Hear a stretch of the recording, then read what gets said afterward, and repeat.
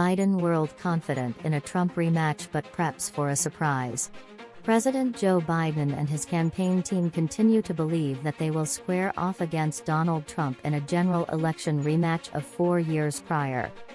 But after the Republican presidential primary field grew substantially last week, with a big-name governor and senator joining the race and other GOP heavyweights considering taking the plunge, they're also not leaving anything to chance.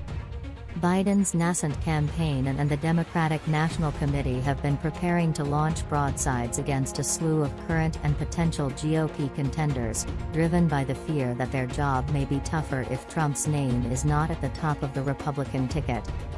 Their efforts moved into higher gear this week with the entry of Florida Governor Ron DeSantis into the race. His glitch-filled launch on Twitter Spaces drew widespread mockery from Trump and other Republicans. The Biden campaign moved swiftly too, trolling DeSantis with a tweet to its own fundraising page, noting that this link works, and buying Google ads for searches like DeSantis flop and DeSantis disaster. But the campaign and, in particular, the DNC also welcomed DeSantis to the fray with more substantive broadsides.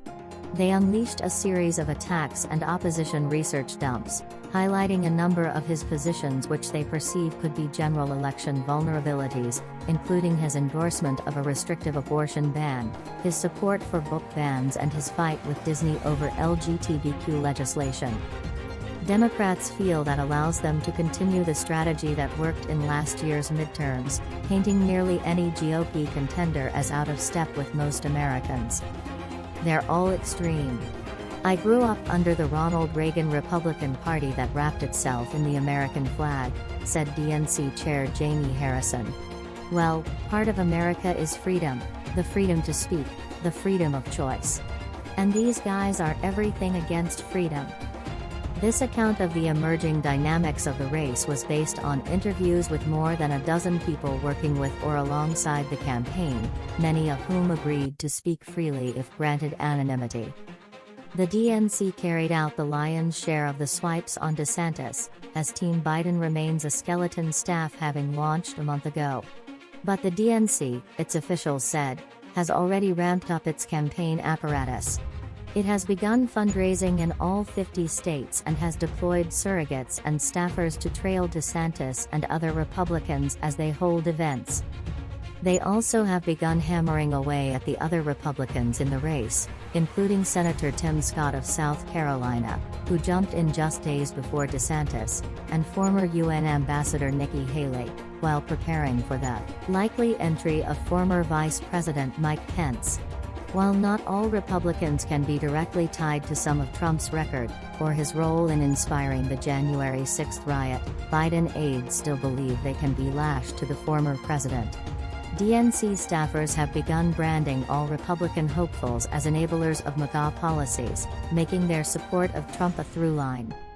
It's not a stretch to paint with a broad brush and make the other Republicans out to be Trump light, said Basil Smeagol, a veteran Democratic strategist and former head of the New York State Democratic Party.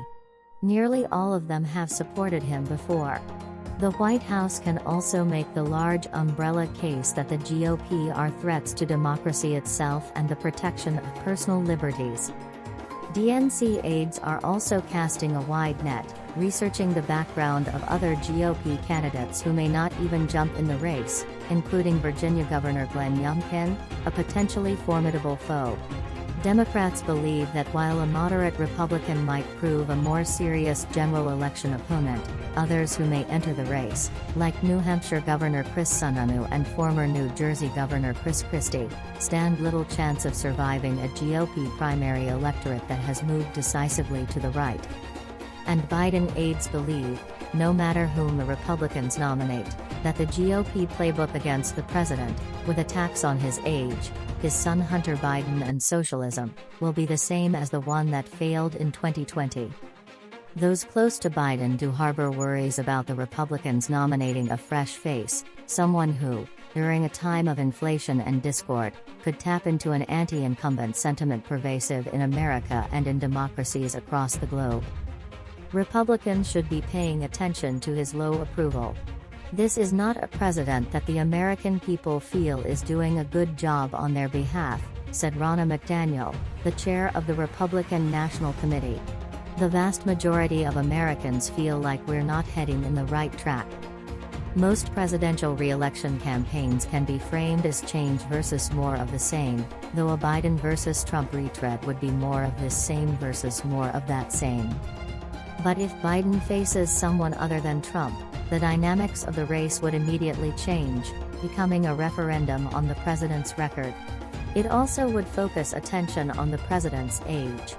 Trump is only 3 years younger than Biden, but some of the other Republicans are decades younger and would present a stark contrast on a debate stage next fall alongside an 81-year-old president.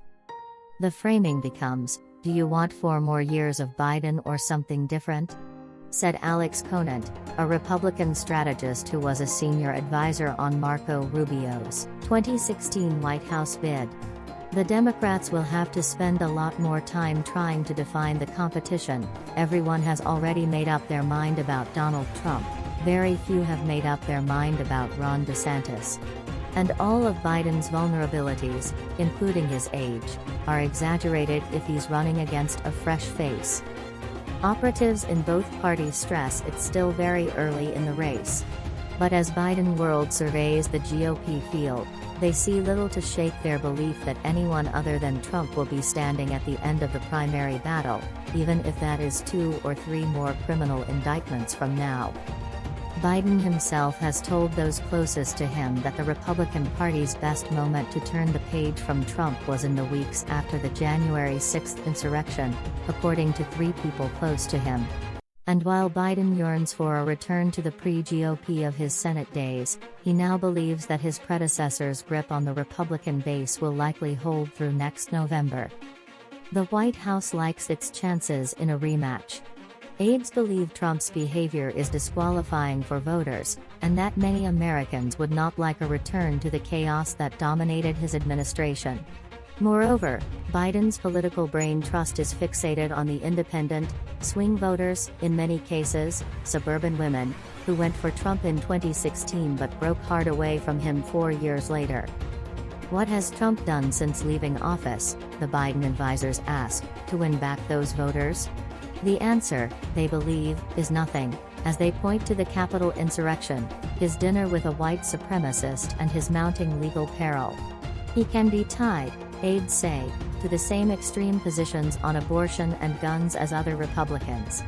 And while a criminal indictment or 2 may even help Trump rally GOP support in the primaries, they would likely repel swing voters in a general election.